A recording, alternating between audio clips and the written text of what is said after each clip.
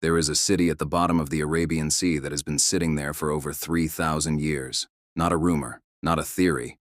A city with walls, streets, anchors, temples, and artifacts all confirmed by marine archaeologists, all resting on the seafloor off the coast of India. Here is what makes this different from every other lost city on Earth. This one was predicted, described in precise detail. Its location, its layout, its harbor, its size, all written down thousands of years ago in one of the oldest texts in human history. And for centuries, the entire Western scientific establishment looked at those descriptions and said myth. Impossible. Never existed. They were wrong. To understand why this discovery is so significant, you have to go back to the source.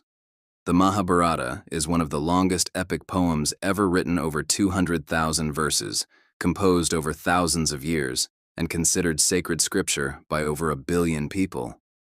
Within it is the story of Dwarka, the divine city built by the god Vishwakarma on the command of Krishna himself.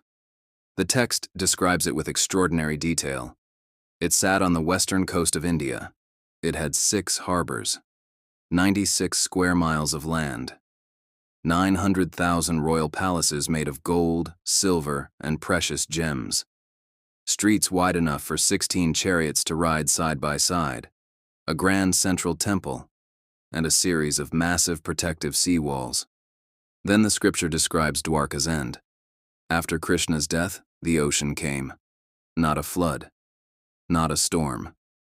The sea simply advanced slowly, steadily, and swallowed the entire city whole. The people fled. The water took everything. And Dwarka disappeared beneath the waves. For Western archaeologists in the 20th century, this was mythology. A beautiful story that a civilization told about its origins. No different than Atlantis. No physical evidence. No serious investigation. The dismissal made sense on the surface. Ancient texts describe miracles constantly. Gods building cities overnight. Palaces made of crystal.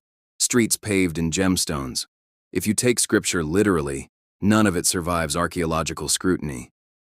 But there were always details in the Dwarka descriptions that were too specific to be purely symbolic. The geographic location was precise: the western coast of India, at the tip of the Saurashtra Peninsula, where the Gulf of Khambhat meets the Arabian Sea.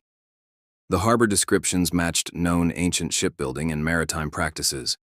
The mention of sea walls and deliberate city planning reflected genuine urban engineering knowledge.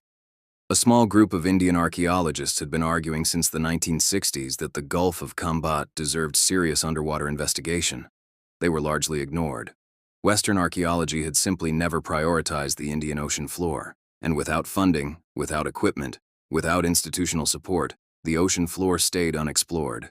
In 1981, Dr. S.R. Rao, one of India's most respected archaeologists, and a man who had already decoded the Indus Valley script, convinced the National Institute of Oceanography to fund a marine archaeological survey of the waters off Dwarka.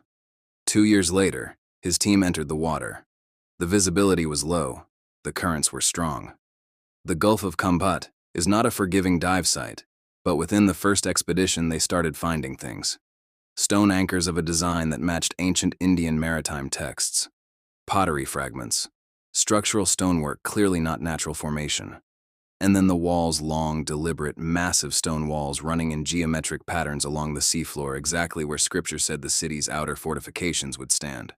By 1988, after multiple expeditions and hundreds of recovered artifacts, Dr. Rao published his findings. The city was real. Carbon dating placed the artifacts at over 3,500 years old.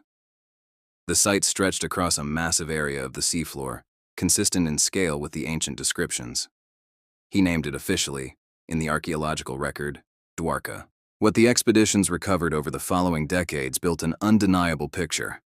Fortification walls running for hundreds of meters along the seafloor. Stone anchors, dozens of them of a sophisticated design that matched precisely the maritime technology described in ancient Indian texts. Pottery and ceramic fragments spanning multiple historical periods, suggesting the site was occupied continuously for thousands of years. Structural stone blocks arranged in deliberate city grid patterns. And the find that electrified the Hindu world, a small triangular stone seal bearing a three-headed animal motif, identical to the official seal of Dwarka, described in ancient scripture. The deeper discovery came in 2001, when India's National Institute of Ocean Technology scanned the Gulf of Khambhat and found something even larger, vast geometric structures on the seafloor nearly 130 feet down, spread across 5 miles, with acoustic dating suggesting they could be 9,500 years old. If confirmed, that would make Dwarka not just the oldest underwater city in India, but potentially the oldest discovered underwater ruin on Earth, pushing back the known timeline of human civilization by thousands of years. Here is what nobody talks about when they report on Dwarka. If the deeper structures are confirmed at 9,500 years old, they predate the Egyptian pyramids by 5,000 years. They predate Stonehenge. They predate every civilization we currently recognize as the beginning of human urban society. They would suggest that sophisticated, organized, city-building humans existed on this coastline at the end of the last ice age, when sea levels were still rising and the coastlines of the world looked completely different. That is not a small revision to the history books. That is a complete rewrite. The mainstream archaeological community is still debating the deeper Khambhat findings.